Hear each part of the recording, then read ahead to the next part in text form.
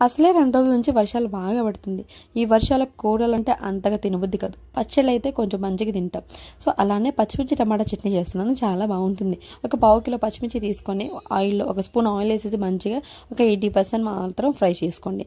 టమాటాలు medium size టమాటాలు ఒక 5 తీసుకున్న అవి కూడా పొడుగ్గా కట్ చేసుకొని ఒక స్పూన్ సాల్ట్ వేసుకొని ఒక 5 వెల్లుల్లి కూడా వేసేసి చిన్న ఉసిరికాయ సైతంత చింతపండు కూడా యాడ్ చేసుకోండి.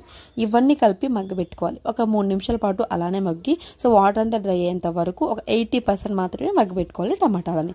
చూస్తున్నారు కదా ఇలానే. ఇంకొక 50% అయితే అయిపోతుంది. ఎప్పుడైనా సరే టమాటా చట్నీ చేసినా పచ్చిమిర్చి చట్నీ చేసినా సరే టమాటాలు బాగా మగ్గకూడదండి. ఒక 80% మాత్రమే మగ్గితే చాలు.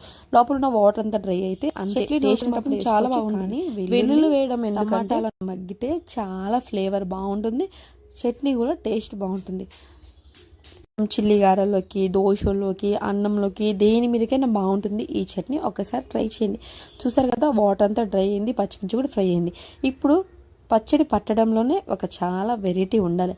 కచ్చపచ్చగా నూరుకొని ఫస్ట్ తర్వాత ఒక 2 స్పూన్లు టమాటా ఉంది కదా మగ్గబెట్టుకుంది అదొక 2 స్పూన్లు వేసి ఒక్కసారి గ్రైండ్ చేసుకోండి. అప్పుడు మంచిగా పచ్చిమిర్చి మంచిగా గ్రైండ్ అయిపోతుంది. ఇప్పుడు టమాటాలు అనేసి ఒకేసారి తిప్పండి. అంతేనండి, టమాటా పచ్చిమిర్చి చట్నీ అయిపోయింది. చాలా బాగుంటుంది నెయ్యి వేసుకొని తింటే. ఈ వీడియో మీకు నచ్చిందా? అయితే సబ్స్క్రైబ్ చేసుకోండి, మర్చిపోకుండా.